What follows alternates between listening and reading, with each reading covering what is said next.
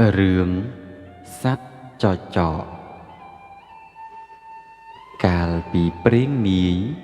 ក្នុងរដូវរំហើយដែលមានខ្យល់បក់ត្រជាក់ធ្លាក់មកពីទិសឧត្តរមានសត្វចចកត្រោះដ៏ធំមួយកំពុងដើរត្បាតតាមមាត់បឹងបួនិងត្រពាំងដែលចាប់ផ្ដើមរីងស្ងួតដើម្បីស្វែងរកចំណីស្រួលស៊ីជាភ័ព្វសំណាងវាក៏បានដើរទៅជួបត្រពាំងមួយដែលរីងស្ងួតទឹកជិតអស់នៅសល់តែប្រឡងតូចដែលមានសុទ្ធតែវក់វីប៉ុន្តែអ្វីដែលធ្វើឲ្យចចកដកមាត់មិនរួចនោះគឺនៅក្នុងភក់នោះពោពេញទៅដោយត្រីកំពឹសបង្កងនិងក្តាមអំរះខ្លួនពពាក់ពពូនគ្នាខាត់ខ្វែងចចកឃើញហើយក៏លិតមាត់លិតអណ្ដាតបញ្ចេញខ្សែភ្នែករលាក់លុបលន់យ៉ាងខ្លាំងរួចវាគិតក្នុងចិត្តទាំងត្រេកអរថាអូថ្ងៃនេះអញមានលៀបធំហើយជាលៀបដែលចម្លែកជាងសពមួយដងបើអញស៊ីអុយអស់ត្រពាំងនេះប្រកាសជាឆ្អែតដេកលេងលក់មិនចង់ងើបជាមិនខានខណៈដែលចចកត្រៀមនឹងលោតទៅត្របាក់ស៊ីនោះសត្វកំពឹសដែលជាសត្វមានប្រាជ្ញាវែងវៃជាងគេក៏បានដឹងខ្លួនជាមុនក៏ប្រើល្បិចលួងលោមដោយពាក្យផ្អែមល្ហែមថាបងចចកអើយពួកយើងទាំងអស់គ្នានេះសុទ្ធតែជាចំណីរបស់បងឯងស្រាប់ទៅហើយមិនរត់ទៅណាខានឡើយប៉ុន្តែបងឯងមើលចុះខ្លួនប្រាណពួកយើងប្រឡាក់សុទ្ធតែភក់ច្រំបើបងឯងស៊ីទាំងកខ្វក់បែបនេះវាពិតជាមិនឆ្ងាញ់ពិសាឡើយហើយថែមទាំងពិបាកលេបទៀតផងសត្វចចកដែលជាសត្វល្ងង់ខ្លៅក៏ងក់ក្បាលយល់ស្របរួចសួរទៅវិញថាចុះបើមិនអុយអញស៊ីទាំងភក់តើត្រូវធ្វើដូចម្ដេចទើបឆ្ងាញ់កំពឹសបានឱកាសក៏តបវិញភ្លាមថាងាយណាស់បងគ្រាន់តែនាំពួកយើងទៅរកបឹងដែលមានទឹកថ្លារួចលាងជម្រះពួកយើងឲ្យស្អាតសិនសឹមបងស៊ីតាមចិត្តចុះធានាថាឆ្ងាញ់ប្លែកមាត់តែម្ដងបងកុំព្រួយបារម្ភថាជញ្ជូនពួកយើងមិនអស់អីគ្រាន់តែបងជួលមកដេកននាលក្នុងភក់នេះទៅពួកយើងនឹងតង់ខំរោមបងឲ្យជាប់ទាំងអស់នោះបងគ្រាន់តែដើរទៅមាត់បឹងជាការស្រេចទៅហើយ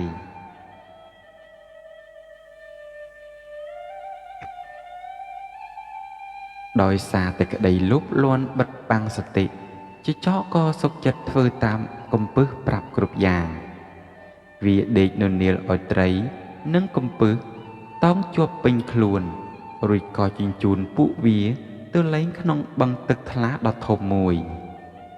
លុះទៅដល់ទឹកថ្លាពួកត្រីនិងកំពឹសបានឱកាសក៏នាំគ្នារលាស់ខ្លួនចុះទៅក្នុងទឹករួចជ្រុះបាត់ស្រមោលអស់ទៅបន្សល់ទុកឲ្យចចកឈរថ្មឹងចំហមាត់មើលទាំងក្តីស្ដាយក្រោយព្រោះតែភាពលោភលន់នាំឲ្យល្ងង់ខ្លៅរបស់ខ្លួនឯង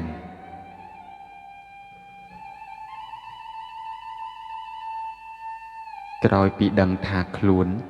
ត្រូវកំពឹសបញ្ឆោតឲ្យជញ្ជូនចំណីយកទៅដាក់ក្នុងទឹកថ្លាដោយទទេចចកមានចិត្តខឹងសម្បាយ៉ាងខ្លាំងរហូតដល់ញ័រខ្លួនទៅត្រូវវាមិនត្រឹមតែស្ដាយចំណីដែលបានបាត់បង់នោះទេប៉ុន្តែវាមានអារម្មណ៍ថាអាម៉ាស់បំផុតដែលសត្វតូចល្អិតដូចជាកំពឹសហ៊ានប្រើល្បិចកលមកបោកប្រាស់អ្នកមហាកម្លាំងដូចជារូបវាចចកក៏សម្រេចចិត្តសងសឹកដោយកំហឹងទាំងងងឹតងងឹលវាបានដើរពាសពេញព្រៃរួចស្រែកបន្លឺសំឡេងលួយ៉ាងខ្លាំងដើម្បីហៅអស់សត្វព្រៃទាំងតូចទាំងធំមកជួបប្រជុំគ្នាចចកបានប្រើពាក្យសម្ដីញុះញង់បញ្ចុះបញ្ចូលដល់ដំរីដែលជាស្ដេចសត្វរមាសដែលជាមានកម្លាំងបុកទម្លុះខ្លាដែលជាអ្នកប្រមាញ់ដល់សាហាវព្រមទាំងជ្រូកព្រៃប្រើសក្តាន់ និងសត្វជើង4គ្រប់ប្រភេទឲ្យមកជួយវាមិនត្រឹមតែហៅសត្វជើង4ប៉ុណ្ណោះទេសូម្បីតែពស់ថ្លាន់យក្សពស់វែកពស់តូចធំនិងពួកសត្វស្លាបដែលមានកុកក្រៀលតុងក្អែកទឹកក៏វាមិនឲ្យរំលងដែរចចកបាននិយាយថាបងប្អូនអើយពួកអាត្រីនិងកំពឹសនៅក្នុងបឹងនោះវាបានមើលងាយពួកយើងដែលជាសត្វរស់នៅលើគោកខ្លាំងណាស់បើយើងមិនសងសឹកទេពួកយើងប្រកាសជាបាត់បង់កិត្តិយសជាក់ជាមិនខានចូលយើងបួងសង្គមគ្នាបាច់ទឹកនោះឲ្យរៀងដើម្បីចាប់ពួកវាស៊ីធ្វើជាចំណីឲ្យអស់ពីពោះតែម្ដងដោយសារតែការជឿតាមការញុះញង់និងចង់ស៊ីត្រីជាចំណីផងនោះសពសត្វព្រៃរាប់ពាន់ក្បាលមកលើកគ្នាសម្រុកទៅមាត់បឹងចចកបានរៀបចំផែនការយ៉ាងម៉ត់ចត់ហើយឲ្យពស់ថ្លាន់ដ៏វែងអន្លាយដេកពងរាយខ្លួនធ្វើជាទំនប់ទប់ទឹកយ៉ាងមាំដើមមាត់ច្រកចេញរួចសត្វឯទៀតដែលមានកម្លាំងបាយខ្លាំងក្លាចាប់ផ្ដើមនាំគ្នាប្រើស្លឹកឈើនិងមែកឈើមកបាច់ទឹកចេញពីបឹងយ៉ាងសស្រាក់សស្រាំសំឡេងបាច់ទឹកប្រប្រក់លាយឡំជាមួយសំឡេងស្រែកហៅកញ្ជ្រៀវរបស់សត្វព្រៃបានធ្វើឲ្យផែនដីយ័ររត់ជួយនិងធ្វើឲ្យផ្ទៃបឹងដែលធ្លាប់តែសុខសាន្តប្រែជាមានភាពចលាចលនិងពោពេញទៅដោយគ្រោះថ្នាក់បំផុត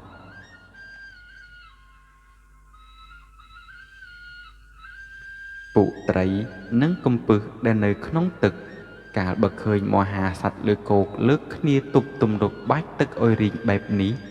ក៏ចាប់ផ្ដើមផិតភ័យស្លន់ស្លោព្រោះដឹងថាជីវិតខ្លួនកំពុងស្ថិតនៅលើសរសៃសក់ត្រៀមនឹងខ្លាចជាចំណីរបស់សត្រូវក្នុងពេលឆាប់នេះហើយនៅចំពោះមុខមហន្តរាយដែលកំពុងគំរាមកំហែងដល់ជីវិតសត្វរាប់ម៉ឺនក្នុងបឹងផ្ទៃទឹកដែលធ្លាប់តែជ្រៅត្រជាក់ចាប់ផ្ដើមស្រកចុះជាលំដាប់តាមកម្លាំងបាច់ទឹកនៃមហាសត្វលើគោកពពួកត្រីអណ្ដើកនិងកន្ធាយនាំគ្នាប្រជុំគ្នាទាំងក្តីអស់សង្ឃឹមក្នុងកែភ្នែកម្នាក់ពោពេញដោយភាពតក់ស្លុតក្នុងគ្រាដ៏ខ្មៅងងឹតនោះសត្វត្រីក្រាញ់ក៏មានចិត្តរឹងមាំមួយក្បាលបានបន្លឺសំឡេងឡើងកណ្ដាលជំនួបថាបងប្អូនអើយកម្លាំងបាយយើងប្រកាសជាមិនអាចឈ្នះពួកសត្វព្រៃទាំងនោះបានឡើយប៉ុន្តែមានតែប្រាជ្ញាប៉ុណ្ណោះទើបអាចស្រោចស្រង់យើងបានខ្ញុំធ្លាប់ល្បីឮថាលោកសុភាទន្សាយគឺជាអ្នកប្រាជ្ញដែលមានមេត្តាធម៌និងមានល្បិចកលខ្ពស់លើសអស់សត្វលោកប្រសិនបើយើងអាចទៅអញ្ជើញលោកមកជួយបានយើងប្រកាសជាមានសង្ឃឹមរស់ដោយគ្មានជំរឿសផ្សេងត្រីក្រាញ់ក៏សម្រេចចិត្តស្ម័គ្រចិត្តធ្វើជាអ្នកនាំសារដល់គ្រោះថ្នាក់វាបានចាប់ផ្ដើមលោតឡើងគោកននៀលលើដីខ្សាច់ដ៏ក្តៅហួតហែងនិងស្មៅដែលស្រួចដូចមុខកាំបិតរាល់ពេលដែលវាប្រឹងននៀលទៅមុខស្រកាដ៏រឹងមាំរបស់វាត្រូវបានកកិតនឹងដីរហូតដាច់រលាត់បង្ហាញឲ្យឃើញនៅសាច់សៀមស្រស់និងសាច់ឈាមស្រក់តក់តាមដងផ្លូវព្រះអាទិត្យដែលកំពុងបញ្ចេញកម្ដៅកាន់តែធ្វើឲ្យខ្លួនប្រាណរបស់ត្រីក្រាញ់ស្ងួតហួតក្រៀមទៅប៉ុន្តែវាមិនព្រមបោះបង់ចោលឡើយព្រោះក្នុងចិត្តរបស់វាគឺសេចក្តីស្លាប់របស់បងប្អូនទាំងអស់នៅក្នុងបឹងវាបានប្រើកម្លាំងចុងក្រោយននាកាត់យប់កាត់ព្រៃរហូតបានទៅដល់ទីវាលមួយដែលសុភាទន្សាយកំពុងតែរកស៊ីក្រោមពន្លឺព្រះច័ន្ទកាលបើបានឃើញត្រីក្រាញ់ក្នុងសភាពក្រៀមក្រំនិងចិត្តដាច់ខ្យល់ស្លាប់បែបនេះសុភាទន្សាយក៏ស្ទុះមុខសួរដោយក្តីមេត្តាត្រីក្រាញ់ប្រឹងដកដង្ហើមញាប់ញ័ររៀបរាប់ទាំងទឹកភ្នែកថាបងសុភាទន្សាយអើយសូមមេត្តាជួយសត្វក្នុងបឹងផងឥឡូវនេះ ជីចកកំពុងនាំសត្វសាហាវគ្រប់ប្រភេទមកបាច់ទឹកបឹងពួកយើងឲ្យរៀងហើយបងគឺជាក្តីសង្ឃឹមតែមួយគត់ដែលសត្វលោកតែងតែពឹងពាក់ក្នុងគ្រាមានអាសន្នសូមបងប្រើប្រាជ្ញាដ៏ថ្លៃថ្លាជួយដោះទុក្ខពួកយើងម្ដងនេះផងបើពួកយើងរស់ពួកយើងនឹងមិនភ្លេចខ្លួនបងអស់មួយជីវិតសុភាទុនសាយក្រោយពីបានស្ដាប់រឿងរ៉ាវដ៏អយុត្តិធម៌នេះហើយ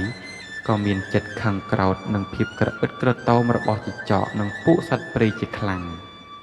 វាបានអង្អែលខ្នងត្រីក្រាញ់រួចនិយាយដោយសំឡេងមាំថាបងត្រីក្រាញ់អើយជួនអ្នកត្រឡប់ទៅវិញចុះហើយប្រាប់បងប្អូនទាំងអស់ថាកុំអោយមានចិត្តតក់ស្លុតឡើយចូលរក្សាសតិឲ្យស្ងប់ព្រោះមិនយូរទេខ្ញុំនឹងទៅដល់ដើម្បីបញ្ចប់ទុក្ខភ័យនេះឯងព្រោះពួកវាមានកម្លាំងដូចភ្នំក៏មិនអាចឈ្នះប្រាជ្ញារបស់ខ្ញុំបានដែរពាក្យសម្ដីដ៏មុតមមរបស់សុភាទិតសាយប្រៀបបានដូចជាទឹកទឹកដែលបានមកស្រោចស្រពលើបេះដូងត្រីក្រាញ់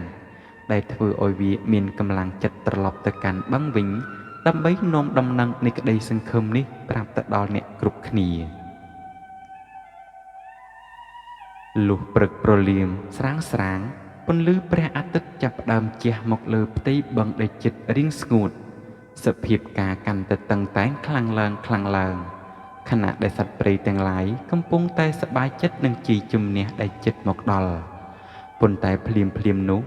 សម្រែកសំឡេងដ៏អង់អាចមួយបានបន្លឺឡើងពីលើទូលមាត់បឹងធ្វើឲ្យគ្រប់គ្នាផ្អាកសកម្មភាពទាំងស្រួលបួលនោះគឺសុភាទុនសាយដែលឆោយយ៉ាងមានអំណាចក្នុងដៃកាន់ស្លឹកឈើមួយសន្លឹកដែលដង្កូវស៊ីធ្លុះធ្លាយជាចន្លោះមើលទៅដូចជាអក្សរាដ៏អាត់កំបាំងសុភាទុនសាយបានធ្វើពុតជាលើកស្លឹកឈើនោះមកដាក់លើក្បាលរួចស្រែកប្រកាសដោយសំឡេងខ្លាំងថាណែបងប្អូនសត្វព្រៃទាំងអស់គ្នាជួយឈប់បាច់ទឹកជាបន្ទាន់ហើយស្ដាប់បង្គាប់ព្រះឥន្ទមិញនេះព្រះឥន្ទលោកមានប្រតិយខឹងសម្បាជាខ្លាំងចំពោះទង្វើអយុត្តិធម៌របស់ពួកបងប្អូនលោកបានឲ្យខ្ញុំនាំសម្បត្តិអាសន្នមកប្រាប់ថាព្រះឥន្ទលោកនឹងចុះមកកាច់ជើងត្រុំប្រមុំជើងអកកាត់ក្បាលឆ្កែចចកឲ្យដាច់ពីស្មានិងដកភ្លុកដំរីសយកទៅធ្វើទណ្ឌកម្មជាជាមិនខានគ្រាន់តែឮពាក្យថាកាត់ក្បាលចចកនិងដកភ្លុកដំរីស្របពេលដែលឃើញសម្បត្តិស្លឹកឈើមានស្នាមធ្លុះធ្លាយចម្លែកពួកសត្វព្រៃដែលសុទ្ធតែជាសត្វមានចិត្តទន់ខ្សោយនិងជឿស្លងលើអបិយជំនឿក៏ចាប់ផ្ដើមផិតភ័យញាប់ញ័រស្ទើរតែលិចនោមចចកដែលជាមេគំនិតភ័យដល់ថ្នាក់ដួលផ្ដាច់ផ្ងាយជើងចំណែកឯដំរីសដែលខ្លាចត្រូវគេដកភ្លុកក៏ជ្រួលជ្រើមច្រឡំបាត់បង់ស្មារតីភាពវឹកវរដ៏ធំមួយនេះបានកើតឡើងតែក្នុងមួយពព្រិចភ្នែកសត្វតូចធំជន់សត្វធំសត្វតូចជន់សត្វធំសត្វធំបលបុកសត្វតូចពួកវាផ្អើលជន់គ្នាប្រសាចដើម្បីរត់ផ្លូវរកផ្លូវរត់គេចពីទណ្ឌកម្មរបស់ព្រះឥន្ទមហាសត្វដូចជាដំរីនិងរមាសបានបលបុកសម្រុកយ៉ាងគិតងងុលទៅលើទំនប់ដែលពុះថ្លាន់យក្សកំពុងតែដេកពង្រាយខ្លួនទប់ទឹកដោយសារតែកម្លាំងបុកនិងជន់ដ៏មហិមាខ្លួនប្រាណរបស់ពុះថ្លាន់ត្រូវបានដាច់ចេញជាពី3កំណាត់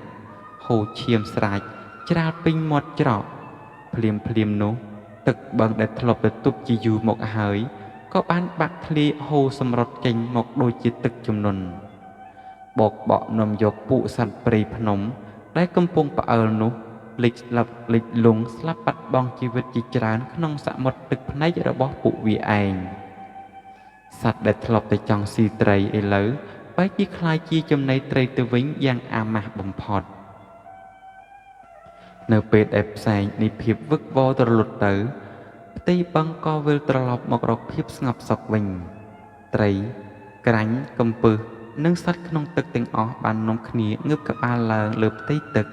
រួចស្រែកអបអរសាទរនិងសម្ដែងកតញ្ញូតាធម៌ចំពោះសុភាទុនសាយ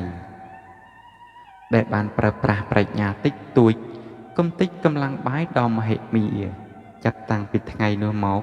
កេរ្តិ៍ឈ្មោះរបស់សុភាទុនសាយក៏បានល្បីសុះសាយពាសពេញព្រៃព្រឹក្សាក្នុងនាមជាអ្នកប្រាជ្ញដោះទុកសត្វលោកដែលគ្រប់គ្នាត្រូវតែគោរពនិងកោតខ្លាចរៀងរហូតមក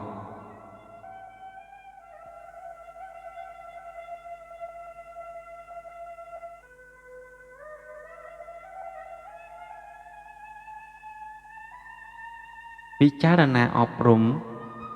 នៃតម្លៃរឿងនៅក្នុងចរន្តនៃការរស់នៅមនុស្សយើងតែងតែជួបប្រទះនូវការប្រកួតប្រជែងគ្នារវាងអ្នកមានកម្លាំងនិងអ្នកមានបញ្ញារឿងរ៉ាវរបស់ចចកល្ងងខ្លៅដែលធ្លាក់ក្នុងអន្ទាក់នៃភាពលោភលន់បានក្លាយជាមេរៀនដាស់តឿនយ៉ាងមុតស្រួចថានៅពេលដែលចិត្តចង់បានហួសប្រមាណចូលមកបិទបាំងសតិវិចារណញ្ញាណយើងនឹងមើលមិនឃើញនៅគ្រោះថ្នាក់ដែលនៅចំពោះមុខឡើយប្រៀបដូចជាចចកដែលសុកចិត្តជញ្ជូនចំណីទៅលេងក្នុងទឹកថ្លាតាមល្បិចកលរបស់សត្វកំពឹសដូច្នោះដែរបញ្ហានេះកាន់តែរីករាលដាលធំឡើងនៅពេលដែលកំហឹងនិងភាពអាក់អន់ចិត្តបង្វែរទៅជាការចងសម្ព័ន្ធមិត្តដើម្បីសងសឹកប៉ុន្តែសម្ព័ន្ធមិត្តដែលកើតឡើងចេញពីការញុះញង់និងការជឿស៊ប់ដោយខ្វះការពិចារណារូបភាពនៃមហាសត្វដូចជាដំរីរមាសនិងខ្លាដែលលើកគ្នាទៅបាចទឹកបឹងតាមពាក្យចចកគឺជាតំណាងនៃកម្លាំងបាយដមហិមាដែលខ្វះនៅសតិបញ្ញាស្មារតីខ្វះនៅការវិនិច្ឆ័យដែលចុងក្រោយវាគ្រាន់តែជាឧបករណ៍សម្រាប់ការបម្រើមហិច្ឆតារបស់អ្នកដទៃតែប៉ុណ្ណោះក្នុងស្ថានភាពដ៏ខ្មៅងងឹតនិងពោពេញដោយអយុត្តិធម៌នេះហើយដែលតួអង្គសុភាទុនសាយនិងត្រីក្រាញ់បានបង្ហាញឲ្យយើងឃើញនៅតម្លៃពិតនៃបញ្ញានិងការលះបង់ជាជំនះរបស់សុភាទុនសាយតាមរយៈសម្បត្តិរបស់ព្រះឥន្ទខ្លាំងខ្លាយមិនមែនជាការបោកប្រាស់ក្នុងន័យអាក្រក់ឡើយប៉ុន្តែវាគឺជាឧបាយបញ្ញាដើម្បីទប់ស្កាត់នៅហិង្សានិងការពារជីវិតសត្វស្ត្រង់វាបញ្ជាក់ឲ្យឃើញថាទោះបីជាសត្រូវមានកម្លាំងបាយដូចជាភ្នំឬមានបពុច្រើនលើសលប់យ៉ាងណាក៏ដោយក៏មិនអាចឈ្នះលើអ្នកដែលមានសតិស្មារតីនិងអ្នកដែលឈរលើមូលដ្ឋាននៃយុត្តិធម៌បានដែរជាចុងក្រោយមេរៀននេះត្រូវបានបង្រៀនយើងជារួមថាកម្លាំងបាយអាចឲ្យយើងឈ្នះក្នុងសមរភូមិមួយពេលប៉ុន្តែមានតែបញ្ញានិងសិលធម៌ប៉ុណ្ណោះទើបអាចឲ្យយើងឈ្នះក្នុងសមរភូមិជីវិតជានិរន្តរ៍ច្បាប់កម្មផលតែងតែមានពិតជានិច្ចអ្នកដែលព្យាយាមអំផ្លាញជីវិតអ្នកដទៃដើម្បីក្តីសុខខ្លួនឯងនឹងផ្ដល់ទទួលផលមកវិញនៅមហន្តរាយប្រៀបដូចជាសត្វព្រៃដែលត្រូវស្លាប់ក្នុងទឹកបឹងវិញដូច្នោះដែរចូលយើងរៀនរស់នៅដោយមានសតិជាអាវុធនិងប្រើបញ្ញាជាត្រីវិស័យដើម្បីកសាងសង្គមមួយដែលពោរពេញទៅដោយការយល់ដឹងនិងសន្តិភាពពិតប្រាកដ